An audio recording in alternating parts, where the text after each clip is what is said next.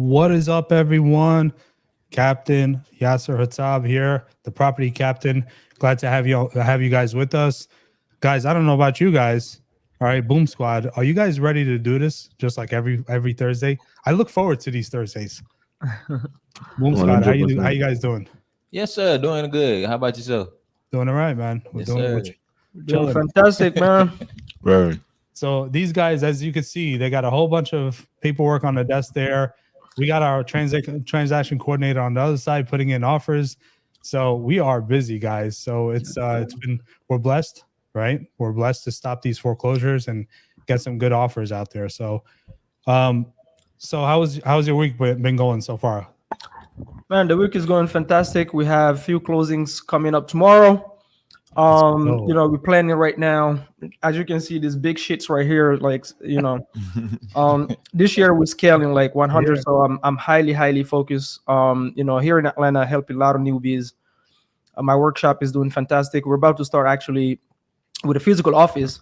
Mm-hmm. Gonna be working from there. Have the newbies come there, bang the phones, and we're just working, man. I love it. I'm playing this year. You know what I mean? I love it. Yeah. Boom Squad is scaling. The Revive It Squad is scaling. The Captain Squad. I mean, both sides, man. You guys got the South, we got the North, and we're just gonna take over at this point. Bang. So I'm gonna make an announcement. We have our office here in South Jersey. We're gonna be doing the same thing that Boom Squad is doing on Saturdays. We haven't decided if it's gonna be Saturdays or Sundays yet. Mm-hmm. Most likely Saturdays, where we're gonna be hitting the doors first. And then also the calls in the office as well. So This will be open to. So if you guys are hearing this and you're in the local area, South Jersey, the office is in Haddon Heights. So pass by, you'll see the link down below. We're gonna put it for you so that you could join the Squad Up. So it's the South Jersey Squad Up JV group. That's what it's called. And so we're looking forward to having people there, new investors, new realtors. Just if you're new or if you're experienced, come through. Let's hit the doors and let's hit the phones. Let's stop a lot of foreclosures this year. 1,000. No flying planes. No flying planes. No. Nope. We're on the ground hitting it, running actually. So. Yeah, that's awesome, man. It's good to hear that you guys are doing the office as well. And obviously you guys have been doing, if you are down in Atlanta and you're not going to the Saturday workshop with the Boom Squad, you are losing out. You already lost, actually. You're not even losing. You're in the past tense. You lost. So go join these guys, learn how to do the calls and learn how to talk to sellers in foreclosure, which is the topic of today. How are we going to talk to them, right? So yesterday we covered, last week we covered, where to get the data, all right, where to find these people. This week, and I told you guys, you don't want to miss this live today. We're going to talk about how to talk to these people, all right? Mama do you go in and just say, hey, let's see Mr. Blow, actually. Mr. Blow, you want to be like, yo, you want to sell your house? Yes, sir. What do you do, bro? It's pretty simple, just depending on kind of if you're making the first contact or not. But I mean, a lot of times you got to realize these people are in distress. You don't want to sound like everybody when you get on the phone. So a lot of the times when we're first making initial contact with the pre-foreclosure, the people in pre-foreclosure, very first thing we're doing is just kind of making sure they're not working with anybody else and making sure that they actually started going and exploring their options to actually stop the auction. So I love it. Yes, sir. So value first, right? First. Always value first. You can't come in for the sale if you don't know anything. So. Right, exactly. So, so you're not pitching them with the whole, hey, we buy houses and we pay cash, closing in 30 days, fast, all that crap. No, sir. Like where you can, no, sir. If you do that, you're gonna get cut off for sure. I mean, the very first time we were even getting on the phone with them, we're immediately asking them, hey, listen, what have you guys done to even get the auction postponed? 9 times out of 10, you getting these people are natural procrastinators, so a lot of times they haven't done anything. Right. And we talked about, obviously the 5 stages of grief and what they're going through, right? They might be in denial, so they're procrastinators because they're scared, first of all, right? 100%. So we need to be able to be compassionate enough and empathetic enough to realize that they have an avalanche on their head right now, and you want to be the person that removes it, right? And helps them progress, right? So that's cool. So as far as what about Mr. Doorknock King? I'm gonna call you Doorknock King. Who is that? You already know who it is, bro. Yeah, for the most part, whenever we make the initial contact, I always just make the introduction, not too much of anything, but kind of just warm up yourself to the seller, let them know that we're there for help and nothing outside of that. But I always try to keep them inside the property first and get a little bit of information. And in the event that them can't stay inside of the property, we always position ourselves to be the second option, where them don't lose everything and avoid that foreclosure from eating the credit, right, Mamadou? 100%. Yeah, so that's the approach. I love it. And that's exactly what what we do up here as well. Actually, tomorrow we got a new door knocker that's joining the team. He's brand new, not to door knocking. He's brand new to door knocking foreclosures, but he is an experienced door knocker from solar panels and all that. And so it's a little bit different though, right? Selling with solar panels, you trying to have either of you guys try to sell something like on the spot? Any sales positions where you had to close the deal on the first call? On the pre-foreclosure? Oh, no, on just regular sales. Let's say if I was to try to sell you this iPhone and I'm trying to close you on the first call, right? But, yeah. That's like walking up to a girl at the bar and saying, "Hey, let's get in the room, right? Hi, can I take you to the room upstairs? Like, bro, what's your name? Weirdo." The same thing, right? Like, yeah, like sales, you can really like bring it down to sales is a relationship, right? So you can always relate sales to a relationship between a guy and a girl. Is the same exact thing. So like, you don't want to sound creepy, you don't want to throw people off, and depending the kind of leads you actually not depending. Let me take that back. It doesn't matter if you call in agents, pre-foreclosures, sellers, is the same exact process. Correct. We're not in the real estate business, we're in the people business, right? So you have to be able to show these people that, hey, number one, you're looking for people obviously that have a reason to sell, a motivation. But when you identify that, you have to show these people that you actually do care, especially with pre-foreclosures, like walking on eggshells. You got to show them that you absolutely genuinely care. You don't have a problem, advising them if keeping the property is what they want, which most of them, that's like that's like that wall that they use at first, as soon as they hear your tone. Of course. They really don't want to, but it's just, like they're getting so many calls, and that's the pitch they give. No, I want to keep my house, right? So it's the follow-up. But showing them genuinely, hey, it doesn't matter if you want to keep it, I'll advise you, and then I'll be a plan B if all these plan A's doesn't work. There's 12 different plan A's for you to keep your home.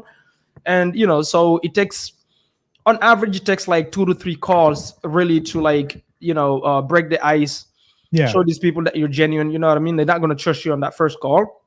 But if you just go in and go, hey, I'm a local real estate investor, are you looking to sell? Obviously, that doesn't make any sense, right? So it's just, I think people give up too quick because they're like, well, every pre-foreclosure seller I call, they want to keep. If you were in pre-foreclosure, you'd probably be looking to do the same. I mean, think about it, from their point of view, working with these people day in and day out. I mean, we're dealing with a handful of them right now that, they all said the same thing in the beginning. Oh, I want to keep the house. I want to keep the house. And rightfully so, right? They have spent their entire life savings getting into this house. They have raised their kids in these houses sometimes, right? So they're emotionally tied, right? And so that's why, and this is an ode to, my guy, Max Jimenez. So I'm going to shout him out. If you're not following Max, go to Max Jimenez, one of the best sales trainers out there. He always talks about that house, saying that house, like, hey, why are you considering selling that house versus your house? So he moves the emotional element out of it, and what with people like in foreclosures, they're usually emotionally tied to the house, and we actually point it out too sometimes, like, I'll even say it, I'll label it, I'll say, hey, it sounds like you're emotionally attached to the house, right? And it's an obvious, you got to be crazy not to agree with that statement, no, I don't care about this house, but we have people that do that sometimes. I had one in North Jersey yesterday, actually, and she's, she got locked up under a contract. They started shopping the contract around. Never told her they were going to wholesale. Another wholesaler, huh? And all of a sudden they were telling her, hey, by the way, you need to clear out some of the rooms because she had storage. She went through probate, went through foreclosure. and they're telling her, hey, you need to clear out one of the rooms so that our partners can come and take a look at it. It's like, yo, what? Wait, hold up. You didn't tell me there was no partners now, you know? Yeah. So be transparent with people, be upfront, you know, and be kind, you know. Right. Kindness gets you a long way. We're working on one right now in Texas where, you know, we're really helping this family out. It's a divorce, right? We talked about this a couple of weeks ago. 100%. Divorce is usually one of the top ones paired up with foreclosure. Sure enough, that's what's happening right now. They have an auction right around the corner, and we're sending in an offer to stop the foreclosure. Right. But there's multiple offers coming in, and it really comes down to not just the numbers. I mean, the numbers are like a hair thin difference. You know, it's not much difference, but they're going with us because they like our rapport. They see we have built so much rapport with them.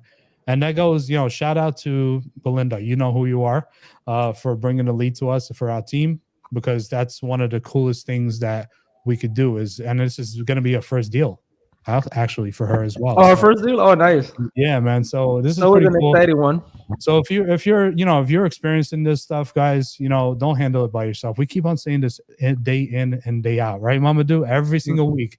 If you are dealing with the foreclosure homeowner, send it to us. Both teams, the North team and the South team. That's how we're going to label each other now. This is a Tupac Biggie thing. Because I'm taking Tupac all day.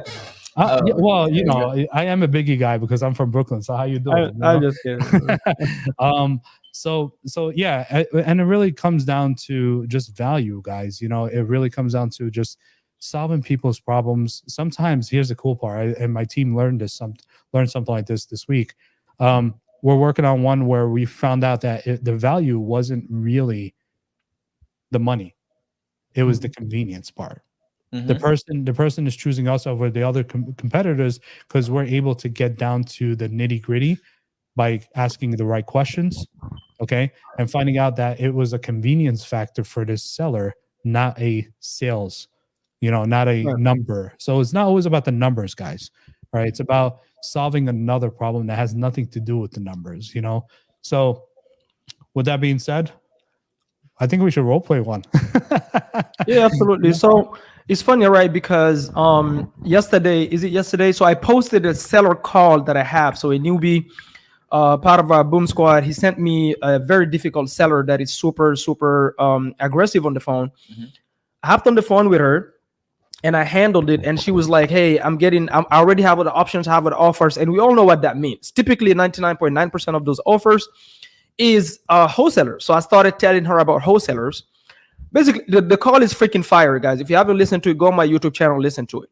But I'm looking at the comments, and one of those people is like, because I was educating her on wholesalers and telling her how some of these sellers that I see, especially on the older side, they lose their homes at the auction because of a wholesaler that don't know their numbers, like them up too high, try to shop it around, cannot find it. And plus, they don't want to cancel the contract nor remove the memorandum of contract that they have on the property. If you don't know what a memorandum of contract is what you file to cloud title, basically, right? Now, your numbers is wrong. You cannot find a buyer. The seller is about to be auctioned. You don't want to remove your memorandum. You tell me if this is somebody you want to represent you, right? So I was roasting wholesalers on that phone call. And this guy leaves a comment, oh, not you, wholesaling and then roasting wholesalers. I don't know if he was jerking off while typing. So I'm like, dude, that's like saying to Michael Jordan that, hey, not you criticizing basketball players that don't show up at practice, saying that they're lazy, or criticizing, anyway, let me not go there. But you're a ball player. Like, what's your argument, right? So if I wholesale, I'm not a wholesaler. I have never, anybody that ever worked with me, they know I have never even let somebody call me a wholesaler. I wholesale, but I'm not a wholesaler. I'm a real estate investor. I'm on the HUD. I can show you HUD with my name on it. But if you know what I mean, so I know what that feels like. That's number one. Number two, if you're unethical, you deserve to be roasted live. You're lucky I didn't call the guy out by name. All right. So all of you out there that cry about me and you roasting wholesalers, so that if you like, shut up. You need to be ethical. You need to be straightforward with the sellers. Stop making up bullshit like, I've done 100 deals when you have never closed a deal. It is a lie. You don't need to do that to get the deal. You can straightforward be honest. Hey, I have a team. I just got started. I'm on the newer side, but I have a team. And if you're, willing for us to help you, I'll put you on the phone with somebody that have more experience. That's honesty. That's honesty. Plus, most of you are locking up these sellers, having them lose. Dude, we have few sellers right now. We help you with the excess funds because of the same dumb shit. Right? So you're trying to pay your rent and you put somebody's life in jeopardy because you need to pay your damn rent, right? Yeah. So most of you is because you don't want a JV. You feel like because you found a lead, you deserve all the funds, even though you don't know what you're doing. So you're willing to gamble with somebody else's life. Like that's crazy. Like, it literally pisses me off. It's like giving a scalpel to a 5-year-old. Right. So guys, I'm gonna tell you, I don't care which guru you watch online. Don't believe all these gurus that are telling you when you call them, tell them you've done this. If you haven't done it, you're lying. Sales is not about lying. You can listen to that call.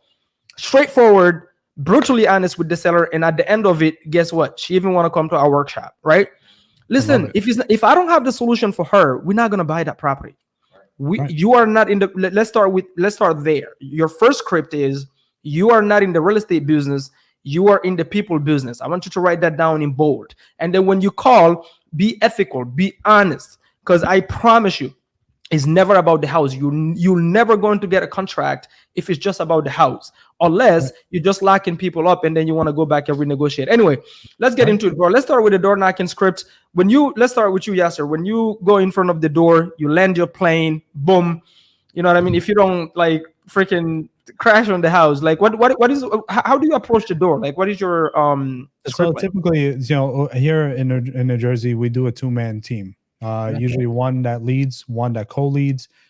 We usually do it like that because obviously when you're in the heat of battle, calling or face-to-face door knocking, you want to be able to have an extra additional ear, because sometimes what you hear is not the same thing what the other person heard. All right. So you want to be able to have a backup, and that's for safety reasons as well, just in case someone comes and tries to bust you upside the head. You have someone, this is my hood days, right? Door knocking in the hood. But also for situation you approach the door with both of you? Yeah, with both of us. Yeah, typically with both of us. And I have to say this, I feel like it's my obligation to say it after 22 years. If you're a female, don't door knock by yourself. All right. If you're a small man, don't door knock by yourself. Right? Definitely not. I'm a big dude. I'm 280 pounds, and I still go with partners. All right, because it doesn't matter how big you are. The point is that you want to go with 2 people. Okay, one person is really taking mental notes and observing the body language.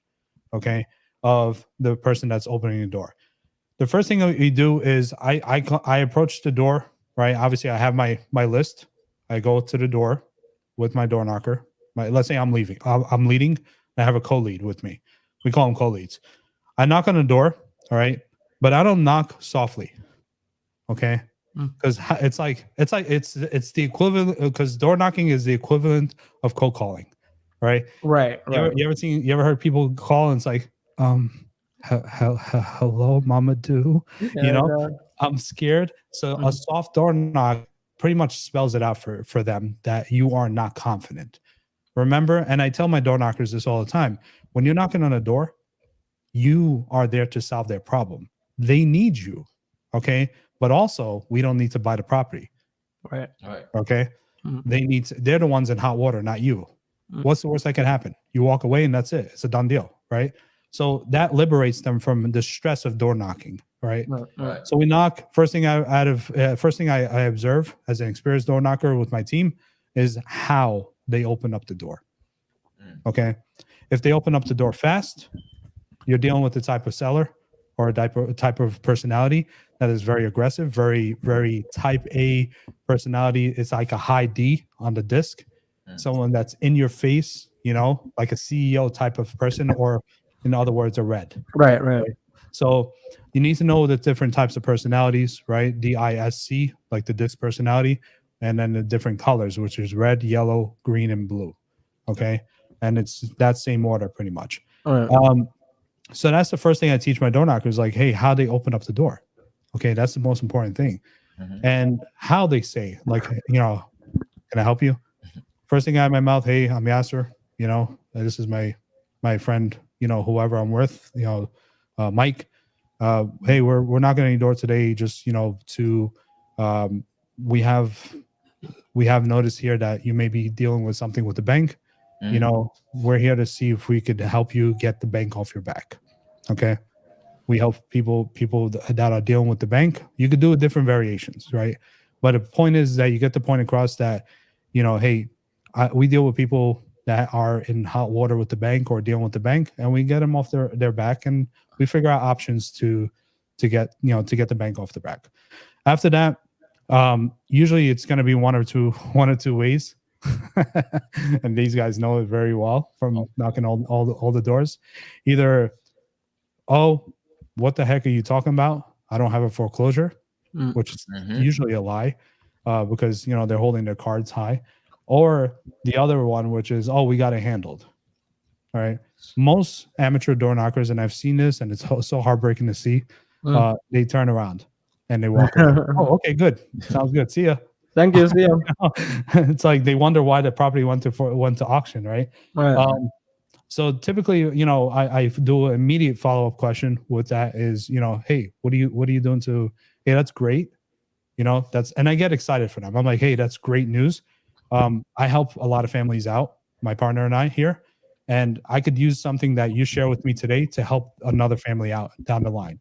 All right. With that being said, what are you, just curious, what are you doing to mitigate the situation? Or what are you doing to solve the issue? Or what are they doing to help you out? Right. And then I get into, obviously, they tell you what it is, right? Loan modification. We're not going to get into it, obviously, on the live, but whatever the situation is, right? Throughout the whole time, and this is where the if you guys ever seen like the pendulum, right? When you take a yarn or a string with the ball at the end and you let it go, right? It goes like that, right? So what you want to do is kind of be behind them on the pendulum. Okay, so that you're not in front of them leading the conversation, but you're not too far behind where they're controlling the conversation. Okay, so that's typically what I do. I kind of see and I start mimicking, and I start going towards how they talk. So if they're talking fast, I talk fast with them, right? If they're talking slower, more relaxed, I do the same thing, right? And that all starts with how they open up the door. Right. So that and that's the cool part about door knocking, because you have the body language. On phone calls, that's tougher, right? Because your body language on phone calls is what? Your tonality, right? Yeah. So after that, that's when you start getting into, and I always dummy up, and if anybody that follows the Sandler's, system, dummying up is like, hey, educate me, and you want to always, never want to come across as someone who knows it all. All right. Right. No one likes to know it all, unless someone does here. So I always say, even though I know where they're at, I even know their mortgage balance sometimes, right? Their mortgage balance, who their names are, who their kids are sometimes. But I never say that. I always say, I always ask like, questions like, hey, how far behind are you? What are you doing to mitigate it? How far along is that in that process are you? And then when, let's say they're talking about a loan modification, that's when I come in and say, oh, how far along are you in the loan modification? Because my experience with my team typically takes 3 months.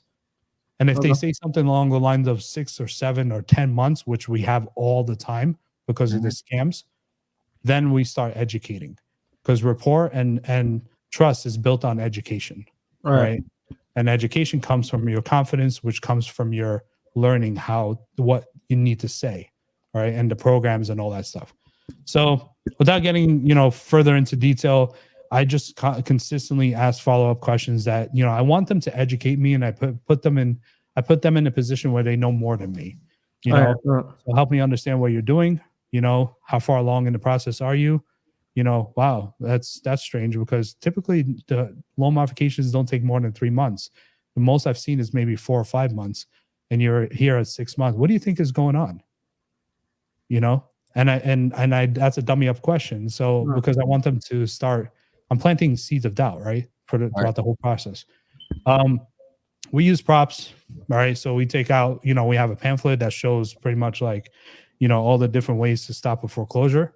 And it's almost like a checklist pretty much, and it shows like, Here, have you tried to pay off the arrears? And then we go through it. Hey, if you have, and then I take permission. Hey, if you have 5 minutes, and I see if I have a very approachable person, I'm like, hey, if you take, do you have 5 minutes of your time? I'll show you, just walk through the options and see what could work for you, because every case is different. And, and then I put a third party story. When I'm going through the options, I'm like, oh yeah, this one actually helped another family out, but I'm not sure if it's going to work for you. So let's go through the options, and then boom. Sometimes, most of the time, they invite you in. Most of the time, you're going to be sitting on a dining room table, smelling all the cooking and the good rice and the Jamaican jerk chicken and all that, and then you just kind of go through all the options pretty much. So, and then from there, if you're an amateur door knocker, meaning you're brand new, then at that point you would want to secure the number so that you're we call them foreclosure experts or foreclosure consultants, which is aka acquisitions. They're the ones who are going to be talking to them about the other options and stuff. So that's kind of in the gist without taking up all the time. So what's the average amount of time you guys spend with a seller on the first contact like that? Like, because I'm assuming you knock how many doors per day? It's typically like in a 3 hour period. We want to go 3 to 4 hour period. Depending on how many conversations we have, you want to shoot for like 15 to 20, just to kind of like be safe. I've knocked 30, but I've also knocked 10. But 10, it was 10 conversations. You see what I mean? So it's kind of hard to put a number to it, but you want to shoot for 15 to 20 in a 3 to 4 hour period, from my experience. And that's with at least like 1 or 2 appointments set. Okay. Yeah. Right. And do you have the amount of time that you're looking to not spend more? Let's say you talk at every appointment. If I'm really strapped by time, I'm a talker, bro. I could, I could be there out there all day because I want to help people out. But if you're tight on time, typically you don't want to spend more than 15, 20 minutes. So 15, 20 doors, 15 to 20 minutes. Got it. Kind of the ones that you get successful, because not all doors are going to be successful, right? So you got to think about it like that too. So the trick behind it too is that there's a lot of follow-up behind this too. A lot of people are not home, and we could talk about like when to knock and stuff like that. But typically, I don't say we don't teach our team. We buy houses. We don't. Matter of fact, what you see is what you get. Right? We don't wear any logos. We don't wear any slacks. If your door knocker is wearing slacks, they're gonna sell you something. And that's how I started. So that's where we're at with that. What about calls? Talk to them about calls, bro. What's your experience with the calls? In terms of calls, it honestly is the same thing in terms of what the sellers respond on the first call. Right. But I wanted Andrew to first give how he does they do their door knocking differently here in Atlanta, because everybody have a different approach. Yeah. Guys, if you don't know, this is Andrew Powell. Since he didn't introduce himself, best door knocker in Atlanta. You cannot find more consistent than this guy. Most of you, while you're shitting in your pants on your couch, is outside killing it. I don't think we spent a month without a closing. Nope. From a door knock. No, if you go one entire month without a closing, that mean you're not doing it right? You're not doing enough work. Okay. Explain to them, how's your process a little bit different from Yasser, or is it the same exactly? Pretty much the same, or just a little bit different. Well, me try to keep my conversation about 5 to 10 minutes. Make sure we get the number.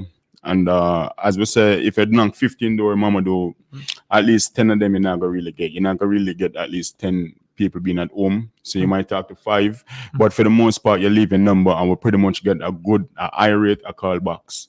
Especially at the final week before the auction. That's when everybody kind of bombarded you, because now at that point they might get desperate. It's the most motivated time.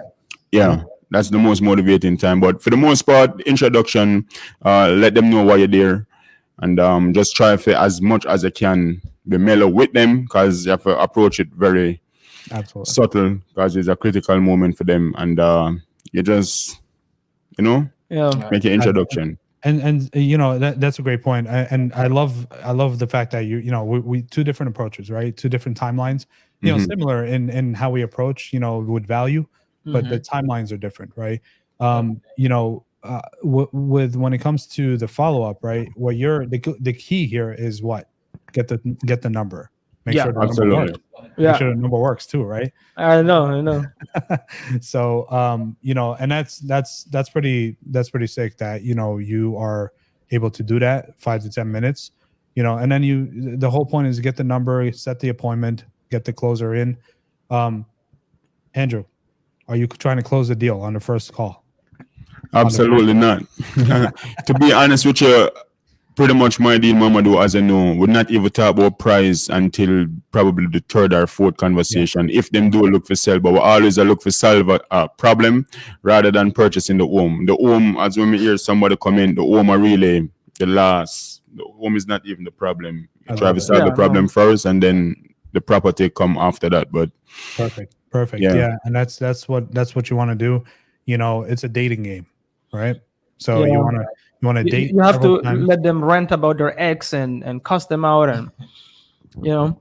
So we heard. Yeah, on the cold calling side, I'm gonna let Steve chime in, but it's the same exact approach. Like every time you call them, they always have this defensive mechanism. Hey, I got it handled, or that's not. Some of them try to make up shit like it's not my home, that's not me. Yeah.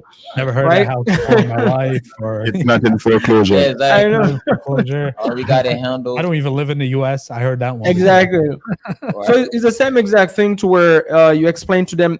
I think what newbies struggle the most, and you know, our daily role plays, what I tell newbies is focus on perfecting your upfront contract. Right. What an upfront contract is you introducing yourself and let these people what you do. And one thing you don't want to tell them, at least at first, is that you buy the house. What you lead with is, hey, this is who I am. I was calling you about 123 Main Street. I noticed there is an issue with the bank. And in this area, we help people. If they're looking to keep their home, we'll advise them how to keep it. We kind of know how to talk to the bank and all this fun stuff. So you lead with that value and see, hey, are you trying to, you know, keep the home, or what does this look like? Do you have it handled right? But the introduction got to be very, very clear. And then if they try to push back, hey, I understand completely. I'm a complete stranger. I don't want to be intrusive. But like, let's say they say things like, hey, I've got it handled. Like you said, yes, sir. You play the dummy, right? Right. Oh, wow. I'm confused because I still see your property up for auction on the 12th. Are you sure you got it handled? Did you call the lender to make sure they got it stopped? Because I can send you a screenshot right now. Your property is still up for auction.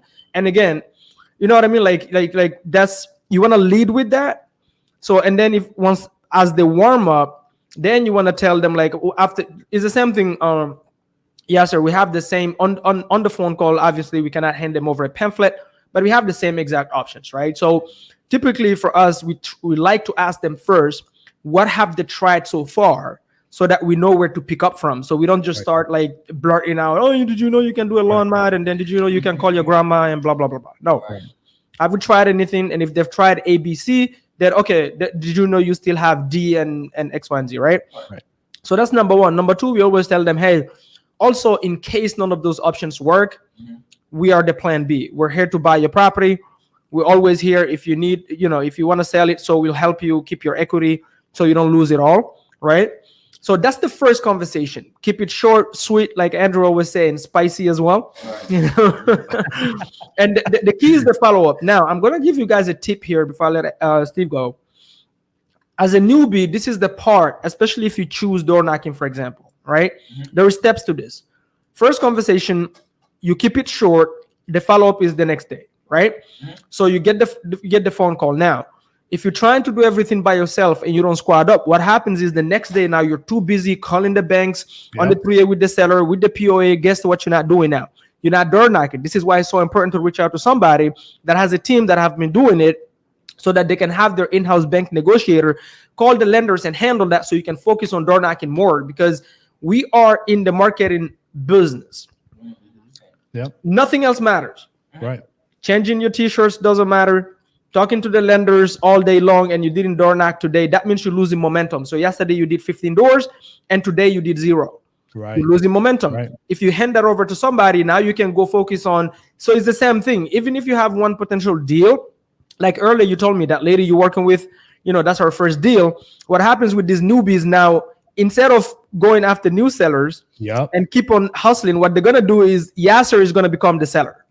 Yep. Yasser, what's happening with the deal? Hey Yasser, are we getting ready to close? Like, bro, you cold calling me instead of cold calling more sellers. Right. You're calling the wrong end. Does that make sense? Yeah. So guys, definitely I highly advise Squad Up. It's really easy for all of you newbies that think everybody's a scam. Listen to me. In real estate, it's really easy to know who's a scam or not. Yep. If you reach out to somebody and they say they're doing deals, just ask them for the receipts. Nobody can lie to you in real estate. If you got scammed, you helped them scam you. You were part of the scam of being scammed. It's really simple. You're doing deals. I want to bring you my leads. Okay, fantastic. What is the last deal you've closed? I want to see a receipt. If they say they don't want to send it to you, just don't work with them. Don't work with them.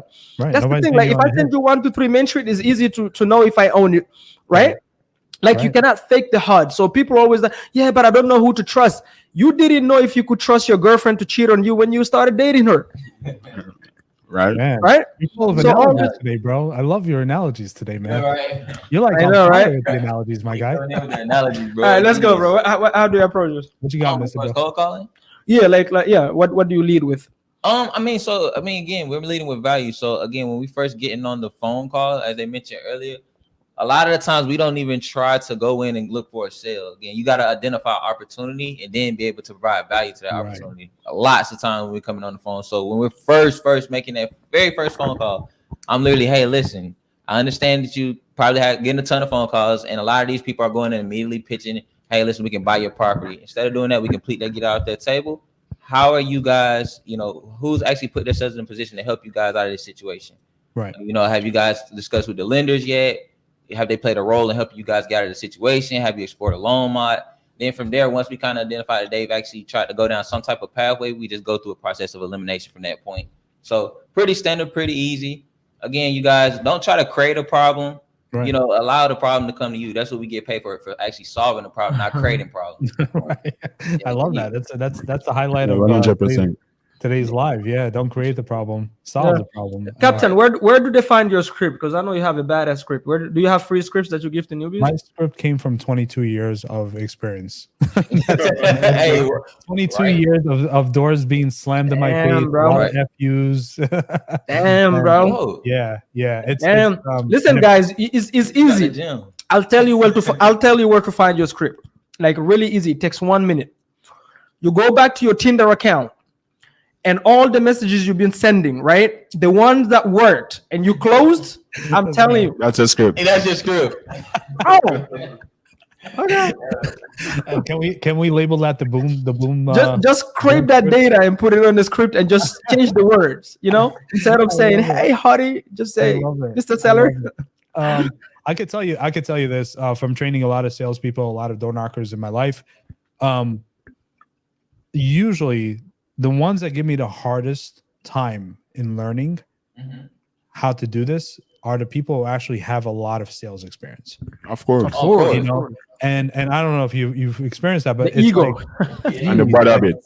We're not trying to close the deal. This is a discovery stage. All right. We're trying to figure out if, first of all, are we a good fit, like a puzzle, right? 2, we're trying to figure out what is the big story. Like, our mentor, bro. Right, Mr. This guy right here, right? He talks about, paint the picture for me, right? That's what you're trying to do. You're trying to get them to paint the picture for you so that you could have all of the pictures so that you could finally figure out how to problem solve, right? And typically my percentage wise, 80 to 90% of information is more than enough for me to pull the trigger and solve the problem for them. I don't need to know every little detail. Right. I don't need to know what their kids ate in the morning. I don't care about that, But what I care about is just enough information to allow me to do my job with my team to solve this foreclosure and stop it. All right. So, and people, they overthink it, bro. It's like it's insane. Like, so one of the best things I could advise you guys to do, all right, if you're listening to this call right now, you're considering door knocking, you're considering talking to foreclosures, just be yourself. All right. Be yourself. Which is so tough for people, bro. That's the toughest thing you can ask people right now. Yeah, nobody could copy you, bro. There's only one of me, one of Mamadou, right? And one of Boom Squad. So, nobody could copy you, all right? So, but you could copy someone else, and that doesn't come across as very genuine. All right. So, with that being said, you know, some of the best things I've learned, you know, over the years is, again, be yourself. 2, no script. You know what I'm gonna say already. We've known each other too long. No script is the end all be all. All right. You know, you gotta have your bullet points that you know you want to cover during a door knock. My script changes every time. I don't have a standard. I know I have a flow, and I know I have certain points I need to hit. Like, what are you doing about it? You know, how long has this been going on? But I don't have the wording like, oh, let me read word for word what I'm going to say. I don't do that. You know, I'm holding the paper in front of me, you know, so I don't do that. Like a guy that door knocked me, he wanted to sell me, I think, his insurance or cameras. And this guy is just in front of me. Like, I could, like, he's looking at me. He said one thing, then he touched his stomach. Then I'm just like, I was testing him because I was already not interested. Then I let him go for 2 minutes. I'm like, huh? He's doing the Macarena. Yeah, I said, bro, you gotta go back to your office and get trained. Like, your self-confidence is weak. And the whole reason you're touching your stomach is because your stomach is fat. I mean, I said it nicely, but I'm telling you, like, he was very. You know when you tell somebody is not comfortable in the skin. Yeah. Guys, sales. I'm sorry if you're not sexy in sales. Sorry, guys. It's not gonna work out. Your self-confidence is everything, right? Yeah. 100%. So your physicality plays a part. If you knock on my door and you look like you just came out of McDonald's, I don't want to talk to you, bro. You know. So with that being said, the point you were bringing up, Yasser, right, about people that are already saying, you know, I have sales experience and their ego. I get that a lot at my workshop. So for example, they'll come to me and say, hey, Mamadou, I'm dealing with this kind of lead. What do I do? I'll start telling them what to do, really simple steps, and they'll start arguing with me. Yeah, man, all the time, bro. And I'm like, okay, I've been door knocking to sell windows, or I've been door knocking to sell, you know, solar panels. I'm like, bro, if that shit have been working, you wouldn't be at my workshop. You at my workshop because that shit is not working. You're obviously not selling solar panels. If you were making over 6 figures right now, we wouldn't be talking. Right. And so you having experience actually in sales is a huge disadvantage because the ego gets in your way. You think you know something. Now you're dealing with a different product. This is not solar panels, bro. We're not going there to sell. We're going there to buy. When you go to people with solar panels, like, you got to do the hard sell, the hard pitch, then blah, blah, blah. Anyway, if it was working, you wouldn't be at my door. That's the problem. People, I swear to God, like, people cannot just put their ego aside. You know, they're kind of looking at you like, yeah, but who are you to give me that? You know, that's what they're thinking in their head without even knowing. So newbies that came from sales background can be super annoying. So for you guys that don't have any sales background, actually, just know that's a huge advantage. Actually, you can keep your stuff simple. You're willing to listen. If somebody tell you do A, you do A, then you come back for B. Man, you guys are the best guys. Everybody else, if you don't knock in solar panel and you're trying to wholesale, that means that solar panel shit ain't working out. So you need to chill and put your ego on the side. I'm just saying. The differences are solar panel. You gotta get the sale on the first door knock, right? So that's one. You got pressure from your sales manager to get these sales done, right? How many invoices did you send? You know, or how many proposals did you send? And it's different in real estate. And whether you're cold calling, even if you're cold calling other lists like probates or whatever it is, I had a beautiful probate call. I think I'm going to actually post it on my YouTube. A beautiful probate call with my team yesterday. And it was a mess, bro. Like, the personal representative didn't handle the situation right. The property went into foreclosure. They started violating a whole bunch of legal stuff as a personal representative. That's crazy. You have a lot of legal obligation. And if you don't follow it, you can actually go to jail, all right? Because this is a legal document that you have to follow. So this person started tripping left and right and making all these mistakes and disregarding liens and foreclosure and all that stuff. And I'm sitting here, my team is like, when are you going to close them? I'm like, we're not. This is a discovery call, right? This is a discovery call. All we're doing is planting the seeds that we are here to make sure to find out what the issue is so we could solve the problem of probate first, then worry about the house. All right. And a lot of people, they want to just close the deal on the first call. It's not going to happen. Right. 7 to 12, 7 to 13 touch points is the normal. Sometimes it goes more, sometimes it goes less. All right. That's how many touch points. Touch points is how many times you're going to communicate with the I'm looking at the comment here. Leave the panels alone. No, I'm not going to leave the panels alone. So the other what one, does he mean? I'm not following. He deals with the panels, the solar panel, the solar panels. Oh, leave the panels alone. Leave the solar panel people alone, right? But another thing too, right? Think about it this way: what are we selling? We're salespeople.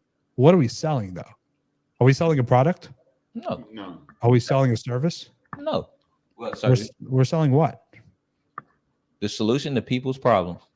We're selling ourselves. People do business with people that they know, like, and trust. All right? That sometimes becomes the difference between 2 or 3 offers to the same seller, right? So if you're able to build that rapport and be that person that they know, like, and trust, you sold yourself. Doesn't matter what the solution is, because the solution is going to come, right? Whatever the solution is, financial, non-financial, logistical, doesn't matter. You're selling yourself. So a lot of people don't see what we do as real estate professionals is that really we are selling ourselves. Are we not selling ourselves right now on this live? Oh, you're always selling. You see what I mean? Always selling. So, ABS, right? Not automatic braking system, but, always be selling. You're selling yourself. That's what real estate is all about. That's what business is all about, right? But this business is different because you are selling yourself versus solar, where you're selling a proposal for them to install solar panels, or a service like an HVAC person, an HVAC technician selling their service to fix your HVAC, right? That it's different. So a lot of people get that mixed up. Essentially, as a buyer, we are the seller. And exactly. Yeah. Is Ivan a door knocker in New Jersey? Ivan is a door knocker out in California. And I wish I had him on my team in New Jersey. Are you kidding me? What? I wish I had him on my team in New Jersey, but he's all the way on the West Coast. So Tupac land, Oh, okay. He used to be a solar panel door knocker. Yeah, he's all about solar panels, man. He'll tell you all about solar panels.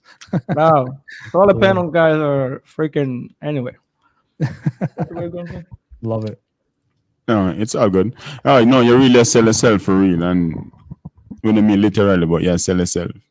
Yeah, exactly, and that's what it comes down to. So, cool. That's really it, guys. I think you guys get the point. If you're on the newer side, guys, honestly, I would find people, that do consistent role plays, and that's where you need to learn how to be able to pitch your bullet points, right? The business is really simple. It's not easy. And if you're expecting it to be easy, I highly, highly recommend you keep your 9 to 5. Highly recommend. Keep your 9 to 5 if you have one, right? But it's really simple. If you're somebody who, is willing to listen. The other thing for me that I did, and we're going to end up with this, Yasser, you can tell me what you think as well. When I first started, for me, I decided to choose one mentor. If you listen to 3 people, you end up being confused, and now you don't know where to go, what to do, what style should I. So you're listening to 7 different gurus on how they pitch and blah blah. Like, you gotta pick one that clicked, you like it, you know what I mean? It moves you, like you can relate. Pick that person, the way they teach, and especially if they're doing deals, and stick with that person until you start doing consistent deals, because you're gonna find your own style at some point. Like, you just flow because you've done it so much. Like, experience is the best teacher. But in the beginning, when you don't know, if you're following too many people, now you're almost like in the middle of the road. Somebody's telling you, no, just go straight forward. Another one is saying go left. Another one is saying go right. And now you're like, you know what? I'm just gonna. I'm not doing. I don't know where to go. And you freeze, right? I'm gonna stand right here, right? Yeah, you freeze. So for me, when I started, guys, I always picked in anything. I always picked one mentor. I never listen on a specific. Let's say creative finance. I don't listen to anybody else other than Mr. Two Pace, right? Multifamily. I don't listen to anybody else other than Grant Cardone. Sorry, right? Like, it clicked. I don't want to listen to a bunch of I don't want to listen to Mr. Cut and Hair, Mr. Ryan Pineda. Whoever know him, tell him anyway. But that's a different story for another day. How about you guys? Yeah, that's a long story for another day for sure, bro. Yeah, man. I can say, I mean, again, just same concept as always. Stay consistent. Make sure that you stand on top of it. Understand that you're selling yourself. and that you have to also work on your mindset. I think a lot of people come into this always and quit their 9-to-5 jobs and then work on their mindset before doing so. And now they end up in the same position. Mindset is key. So I know they say that a lot, but mindset. Make sure you focus on your mindset. Mindset, it's the Pareto rule, bro. It's 80% of the mindset. 100%. And by the way, just because, and I have to say this, Right. just because people like Mamadou and I are established does not mean we don't have our days, right? Where our mindset is low, but it's who you surround yourself with. I mean, look who he surrounded himself with. He got 2 of the best people in the business with him. All right. I got 5, 7 now of the best people in the business were surrounded by me. So when I have my low energy days, my low mindset days, they remind me of our purpose. Boom. Right. And all the way around too. You know, we have some of our team members, they have their days too. But I always remind them of the goal. And the goal is right here. I don't know if you see it. Serve. People are counting on you. Yeah. Right. 100%. I write it on my board so that they see it on camera, right? As a reminder, I write it on my board so that one day when I have a low energy day this week, I'm looking at it. Okay. Right. So yeah, there you go. So that's what I mean. So, you know, and that's very important. Very important, the mindset. So thank you, 100%. Steve, you know. Yeah, I agree with you, bro. You know, I honestly, at this point, I think we should wrap it up. Absolutely, guys. Listen, we're looking for maximum 7 people here in Atlanta. We just secured an office, so we're gonna bring newbies every single day from Monday to Saturday. If you're not full-time, don't even bother. It's not gonna work out. But if you're full-time, guys, sorry. If if you're sensitive, do not come to my lives. I really don't care. But anyway, yeah, if you're full-time, then you know we'll have you at the office here in Atlanta, guys, in Atlanta, not outside of Atlanta. And you'll be working with us, learning hands-on. We're gonna need your commitment for 12 months, but you know we do everything: pre-foreclosures, probates, agent outreach, all these things. We're absolutely crushing it over here. Now we do it in other states as well, but in terms of my focus is the people that are local, because I find the it's so tough to build a culture virtually. Yeah. So no longer interested. So 2024, guys, is the year for me personally, is the year of unapologetically being myself, unapologetically being extra loud in a good way, you know, uplifting people, and then having people around me that are uplifting me. I need absolute 0 people with excuses around me. 0 negativity, 0 negative energy around me. I don't care about your excuses. I grew up alone. I grew up in a refugee camp, didn't grow up with my family, lost my mom at a young age. There's nothing you can tell me that, man, the United States is just beautiful. If you're broke right now, is absolutely 100% your fault. If you live in the United States and you're physically capable, mentally capable, you are just absolutely brutally fucking lazy, period. And I'm going to end with that. Period. Man, you have to put the period. I love it, you know, and he's like, look, just period. Okay. Yeah. You know, guys, Mamadou, your story, bro. I love your story. I love, you know, since I've got to know you from day one, once I got introduced to you, I love your story, bro. All right. I love where you came from. I love where you are, and I love where you're going, bro. Okay. So keep on going, because you got the best mindset. You got the best heart, you know. One thing about you, bro, your passion, bro. It really, boom, it's right in your face. And if some people can't handle that, and that's fine. You're not the cup of tea for them. All right. So, and we're not going to be upset if you're not happy with who we are. Right. Because we're going to attract like-minded people. Okay. My like-minded people is my team. All right. My partner here, who all we do is solve problems. You know, I wake up in the morning, I'm like, what problems are we going to solve today? Right. You know, and so the team knows this, and there you go. Because of that, there you go. So, right? Kimmy, boom, boom is what we're thinking. Okay, about, on the next, once we have maybe let's say around 20 episodes, if Kimmy is still the best person that dropped comments, she's gonna get a gift. She's super active in this comment. Kimmy already got a gift coming from me because she got 3 closings and stuff. So that's a whole different story.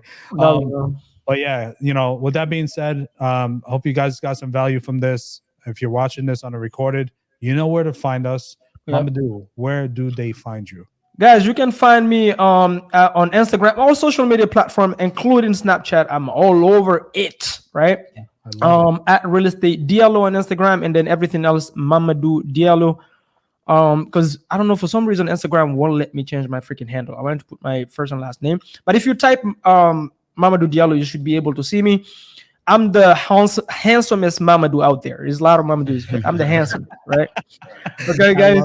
Andrew Powell, what's your IG? Andrew Powell _investor. Okay. Stephen Blow, Vote Vicious. Follow me. I'm changing my name. He still don't want to change his name. It's been since 2023. He refuses. We'll get it. And as far as where to find me, as always, all across the social medias: YouTube, Facebook, Instagram, Twitter, MySpace. Do we still have MySpace out there? I don't know, but I am. MySpace. Oh my gosh, MySpace. Yeah, remember that? I remember that shit. I used to make music at the time. Oh my god, I was in college at that time. I'm showing my age. I am the property captain. That's where you can find me. Foreclosure and probate expert here in New Jersey and Pennsylvania. And then, you know, if you have anything else outside, doesn't matter if it's Atlanta or not. If it's Atlanta, send it to Mamadou. If it's anywhere else, send it to both of us. All right. We're here as a team to help you guys out, get your first deal. If you're a new investor, we are here to get you to that level. Learn from the best in the business. Don't do it on your own. I'm going to say it again. Don't do it on your own. Don't give a scalpel. Don't take the scalpel and cut into the brain. All right. You got specialists here that can help you guys out. And with that being said, guys, adios. Hey, boom, we're out. Boom, boom, boom. Oh.